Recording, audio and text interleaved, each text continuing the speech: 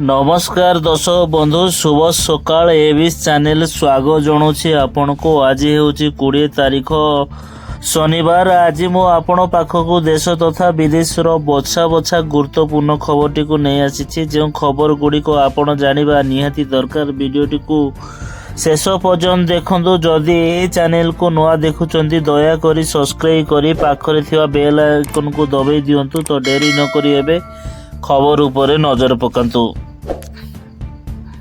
आजिर प्रथम अपडेट रही पुणी ओडिशा आसिबे राष्ट्रपति द्रौपदी मुर्मू। ओडिशा कृषि और वैषयिक विश्वविद्यालय रो 40तम समावर्तन उत्सव रे जोग दे दीक्षांत अभिभाषण प्रदान करिवे। एने यूएटी रो कुलाधिपति तथा राज्यपाल रघुवर दासंकर कार्यालय अनुमोदन मिल सारी। राजभवन अनुमोदन मिलवा पर पुणी राष्ट्रपति कार्यालय को जाइछि अनुरोध पत्र। से राष्ट्रपति को यूएटी रो 40तम समावर्तन उत्सव रे मुख्य अतिथि भाव जोग देवा को अनुरोध करा जाइछि। राष्ट्रपति कार्यालय अनुमति मिलवा पर विधिवत भाव तारीख घोषणा हेबो। एने यूएटी कर्तृपक्ष जोरदार प्रस्तुति चलैथवा सूचना मिली। सेहीपरि आसंता अगस्त 24 तारीख रे यूएटी रो 63तम प्रतिष्ठा उत्सव अनुष्ठित हेबो। प्रतिष्ठा उत्सव को मध्य यूएटी रो व्यापक भाव पालन करिवो। सेथिपई एबेठारु कार्यक्रम मान आयोजन करा जाउछि। परवर्ती अपडेट रही पुरी रे बीजेपी रो 2 दिनिया राज्य कार्यकारिणी बैठक पूर्व गतकाली मुख्यमंत्री मोहन चरण माझी आरएसएस वरिष्ठ कर्मकर्ता मानक सह दलर समन्वय बैठक रे जोग देइछन्ति। संघ राज्य रे क्षमता को आसिया पर विजय सरकार प्रदर्शन रो समीक्षा करिथिबारु एई बैठक गुरुत्व बहन करिथिला। नुआ सरकार कार्यालय रो 1 मासरु अधिक समय पूरीथिबा बेले दल निजर प्रदर्शन एवं सरकार 100 दिनिया एजेंडार रिपोर्ट कार्ड संघ निकट में उपस्थापन करिछि। निर्वाचनी इस्ताहार रे दिया जाइथिबा प्रतिश्रुति पूरण पई कार्य योजना संपर्क रे मध्य दल आलोचना करिछि। दिन व्यापी चलिथिबा एई बैठक रे विधानसभा और लोकसभा रे एककालीन निर्वाचन उपरे मध्य विस्तृत आलोचना हेइथिला। अपडेट रही पुणी बाघ मनीष को शिकार करिवार एक घटना सामना को आसी। उत्तराखंडर देवप्रयाग रे गतकाली विलंबित राति रे जणे 17 वर्षीय नाबालिग को कलर पतरिया बाघ शिकार करिछि। अनेक घंटा बीतवा पर बहु खोजाखोजी करिया पर नाबालिग क्षति विक्षत मृतदेह घटनास्थल बहु दूर राति रे स्थानीय लोके एक वन विभाग द्वारा उद्धार करा जाइछि। बाघ को तुरंत धरिबा को निर्देश दिया जाइथिला। नाबालिकर मृतदेह मिलवा पर उक्त अंचल रे भयर वातावरण खेली जाइछि। गतकाली भोर प्राय 5:30 समय बाघ को धरिबारे वन विभाग सफल होइछि। परवर्ती अपडेट रही बेआईन गोरु गाड़ी अटक। भद्रक जिला भंडारी पोखरी छताबर जाजपुर रास्ता रे पर्वती छक निकट में गोरु गाड़ी काबू कले गो सुरक्षा बाहिनी सह ग्रामवासी। पर खबर पाई घटनास्थल रे भंडारी पोखरी पुलिस पहुंची गाड़ी को काबू करने सह एथिरे संपुक्त 3 जन युवक थाना को आनी अटक रखिछन्ति। जबत गाड़ी मध्यरु 6टी गोरु को उद्धार करा जाइथिला। तेबे ड्राइवर समेत ए 3 जन युवक बेआईन भावे गोरु को गोटे पिकअप भ्यान रे जाजपुर आड़ू भद्रक अभिमुखे आसुथिबा बेले स्थानीय ग्रामवासी हाबुड़ रे पड़िथिले। ग्रामवासी सह गो सुरक्षा बाहिनी गाड़ी को अटका जाई सेथिरे थिबा गोरु को उद्धार करथिले। परवर्ती अपडेट रही नवरंगपुर जिला डाबुगां ब्लॉक अंतर्गत धनपुरा ग्राम रे गतकाली एक अभावनीय घटना घटी। आज अपराह्न 4:30 धनपुरा ग्रामर प्राय 15 जन महिला श्रमिक जमी रे धान रुआ समय प्रबल वर्षा सह घड़घड़ी सह बिजुली मारिथिला। एही समय वज्रपात हेबारु 13 महिला श्रमिक अचेत होई बिल रे ही पड़ी जाइथिले। तेबे सेथि मध्यरु अक्षत अवस्था रे थिबा 2 जन महिला श्रमिक दौड़ी जाई गाँ रे खबर देइथिले। तुरंत ग्रामवासी बोलर स्कॉर्पियो ट्रैक्टर रे सबु 13 जन महिला को उमरकोट डाक्तरखाना को आनी भर्ती करथिले। ଏମାନଙ୍କୁ ମଧ୍ୟରୁ 2 ଜଣଙ୍କର ଅବସ୍ଥା ଗୁରୁତର ହେବାରୁ ଚିକିତ୍ସା କରୁଥିବା ଡକ୍ଟର ନବରଙ୍ଗପୁର ଜିଲ୍ଲା ମୁଖ୍ୟ ଚିକିତ୍ସାଳୟକୁ ପଠାଇ ଦେଇଥିବା ସୂଚନା ମିଳିଛି। ସେମାନେ ହେଲେ ନିକିତା କନ୍ଦପାଣ ଓ ପାର୍ବତୀ ଭତ୍ର। ଅନ୍ୟ ସମସ୍ତ 11 ଜଣ ଶ୍ରମିକ ବିପଦମୁକ୍ତ ଥିବା ଚିକିତ୍ସା କରୁଥିବା ଡାକ୍ତର କହିଛନ୍ତି।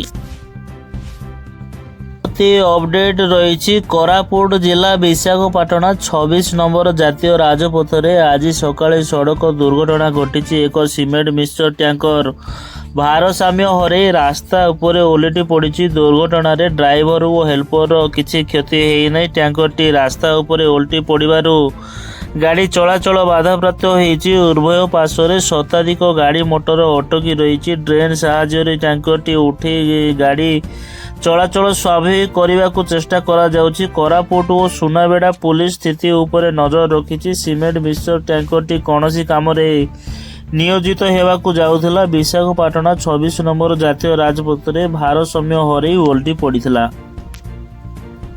ଅପଡେଟ୍ ରହିଛି। ସୁନ୍ଦରଗଡ଼ ଜିଲ୍ଲା ବଣେଇ ଉପଖଣ୍ଡ ଲହଣୀପଡ଼ା ଥାନା ରାଜମୁଣ୍ଡା ବାଇପାସ ଛକରୁ କଇଡ଼ାକୁ ସଂଯୋଗ କରୁଥିବା 520 ନମ୍ବର ଜାତୀୟ ରାଜପଥରେ ଦୁର୍ଘଟଣା। ରାସ୍ତା କାମ ବେଳେ 3 ଶ୍ରମିକଙ୍କୁ ଚାପିଦେଲା ଟ୍ରକ୍। କ୍ଷତିପୂରଣ ଦାବିରେ ମୃତଦେହ ରଖି ରାସ୍ତା ରୋକ କରାଯାଇଛି। ଫଳରେ ଯାତାୟାତ ପ୍ରଭାବିତ ହୋଇଛି।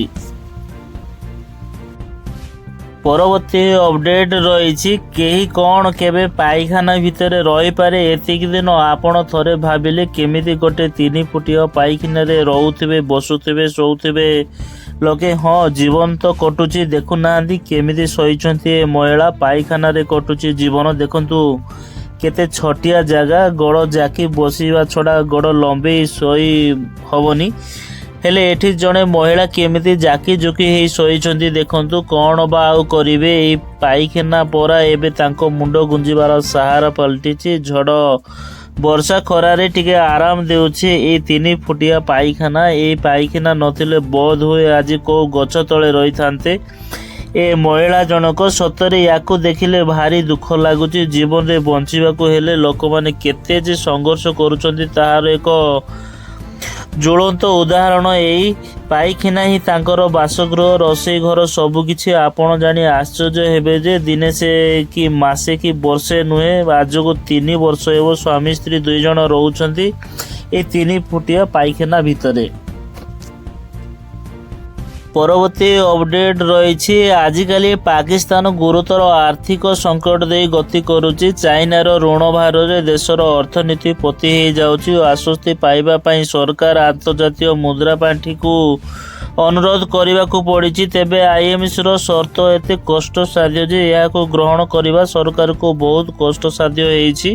ଅନ୍ୟପକ୍ଷରେ ମୁଦ୍ରାସ୍ଫୀତି ଲୋକଙ୍କ ଅଣ୍ଟା ଭାଙ୍ଗି ଦେଇଛି। ଦେଶରେ ଅଟା କିଲୋଗ୍ରାମରେ 800 ପାକିସ୍ତାନୀ ଟଙ୍କା ଏବଂ ତେଲ ଲିଟର ପିଛା 900 ପାକିସ୍ତାନୀ ଟଙ୍କା ହୋଇଛି। ପରିସ୍ଥିତି ଏପରି ଯେ ପାକିସ୍ତାନମାନଙ୍କୁ ଗୋଟିଏ ରୋଟି ପାଇଁ ପ୍ରାୟ 25 ଟଙ୍କା ଖର୍ଚ୍ଚ କରିବାକୁ ପଡ଼ୁଛି। ଅପଡେଟ୍ ରହିଛି। ଚାଉଳ କରି ଗିରଫ ହେଲେ ବିଜେପି ନେତା। ଚାଉଳ ଚୋରି ମାମଲାରେ କର୍ଣ୍ଣାଟକ ବିଜେପି ନେତା ମଣିକାନ୍ତ ରାଠୋରଙ୍କୁ ଗିରଫ କରିଛି। ମାମଲାରେ କର୍ଣ୍ଣାଟକ ଭାଜପ ନେତା ମଣିକାନ୍ତ ରାଠୋରଙ୍କୁ ଗିରଫ କରାଯାଇଛି। କୋଲ୍ହାପୁରଟି ଶାହାପୁରରେ ଥିବା ତାଙ୍କ ବାସଭବନରୁ ମଣିକାନ୍ତଙ୍କୁ ଗିରଫ କରିଛି। ପଚରାଉଚରା ପାଇଁ ପୋଲିସ ପୂର୍ବରୁ ମଣିକାନ୍ତଙ୍କୁ ଡକେଇଥିଲା, କିନ୍ତୁ ସେ ପଚରାଉଚରା ପାଇଁ ପୋଲିସ ସମ୍ମୁଖରେ ହାଜର ହୋଇନଥିଲେ। ଏବେ 6077 କ୍ୱିଣ୍ଟାଲ ଚାଉଳ ଚୋରି ମାମଲାରେ ମଣିକାନ୍ତଙ୍କୁ ଗିରଫ କରାଯାଇଛି। ଚୋରି ହୋଇଥିବା ଚାଉଳର ମୂଲ୍ୟ 9 କୋଟିରୁ ଅଧିକ ଥିଲା। ଏହି ଚାଉଳ ଯାଜଗିର ଜିଲ୍ଲାର ଏକ ସରକାରୀ ଗୋଦାମରୁ ଚୋରି ହୋଇଥିଲା। ଆଜିର ଶେଷ ଅପଡେଟ୍ ରହୁଛି। ଆଉ 3 ଦିନ ପରେ ଆରମ୍ଭ ହେବ ଶ୍ରାବଣ ମାସ। ଏହି ମାସରେ କାଉଡ଼ିଆମାନେ ବିଭିନ୍ନ ଶୈବ ପୀଠରେ ପବିତ୍ର ଜଳ ଢାଳିଥାନ୍ତି। ଏହାକୁ ବୋଲବମ୍ ଯାତ୍ରା କୁହାଯାଏ। ଏହି ବୋଲବମ୍ ଯାତ୍ରାକୁ ଦୃଷ୍ଟିରେ ରଖି ଉତ୍ତରପ୍ରଦେଶର ମୁଜାଫରନଗର ପୁଲିସ ନୂଆ ମାର୍ଗଦର୍ଶିକା ଜାରି କରିଛି। ମୁଜାଫରନଗରରେ କାଉଡ଼ିଆମାନେ ଯାତ୍ରା କରିବାକୁ ଥିବା ରାସ୍ତାରେ ବ୍ୟବସାୟ କରୁଥିବା ଦୋକାନଗୁଡ଼ିକ ପାଇଁ ନୂଆ ନିୟମ କରାଯାଇଛି। ବିଶେଷ କରି ଖାଦ୍ୟ ସାମଗ୍ରୀ ବିକ୍ରି କରୁଥିବା ବ୍ୟବସାୟୀମାନଙ୍କୁ ଦୋକାନ ଆଗରେ ବଡ଼ ବଡ଼ ଅକ୍ଷରରେ ମାଲିକଙ୍କ ନାଁ ଉଲ୍ଲେଖ କରିବାକୁ କୁହାଯାଇଛି। ଗୋଟିଏ ଏକ୍ସ ପୋଷ୍ଟରେ ମୁଜାଫରନଗର ପୁଲିସ କହିଛି ଯେ କୌଣସି ପ୍ରକାର ଧାର୍ମିକ ବିଭେଦ ସୃଷ୍ଟି କରିବା ଉଦ୍ଦେଶ୍ୟ ନୁହେଁ, କିନ୍ତୁ କେବଳ ମୁଜାଫରନଗର ଦେଇ ଯାତ୍ରା କରୁଥିବା ଶ୍ରଦ୍ଧାଳୁଙ୍କ ଭାଗବ୍ୟୟକୁ ସମ୍ମାନ ଜଣାଇ ଅପ୍ରୀତିକର ପରିସ୍ଥିତିକୁ ଏଡ଼ାଇବା ପାଇଁ ଏପରି ପଦକ୍ଷେପ ନିଆଯାଇଛି। ଦିଲ୍ଲୀ ଓ ହରିଦ୍ୱାର ମଧ୍ୟରେ ମୁଜାଫରନଗର ରହିଛି। ଏହି ଜିଲ୍ଲା ଦେଇ ଲକ୍ଷାଧିକ ଶ୍ରଦ୍ଧାଳୁ ଶ୍ରାବଣ ମାସରେ ଯାତ୍ରା ଆରମ୍ଭ କରନ୍ତି। ପୁଲିସ କହିଛି, ପବିତ୍ର ଶ୍ରାବଣ ମାସରେ ଅଧିକାଂଶ ଲୋକ, ବିଶେଷ କରି କାଉଡ଼ିଆମାନେ, କିଛି ନିର୍ଦ୍ଦିଷ୍ଟ ଖାଦ୍ୟକୁ ନିଜକୁ ଦୂରେଇ ରଖନ୍ତି। ପୂର୍ବରୁ ଦେଖିବାକୁ ମିଳିଛି ଯେ କାଉଡ଼ିଆମାନଙ୍କ ମାର୍ଗରେ ଏମିତି କିଛି ଦୋକାନ ରହିଛି ଯେଉଁଠାରେ ସବୁ ପ୍ରକାର ଖାଦ୍ୟ ବିକ୍ରି କରନ୍ତି। ସେମାନେ ଏମିତି ଭାବେ ନିଜ ନାଁକୁ ଚିତ୍ରଣ କରନ୍ତି ଯେ କାଉଡ଼ିଆମାନେ ଦ୍ୱନ୍ଦ୍ୱରେ ପଡ଼ିଥାନ୍ତି।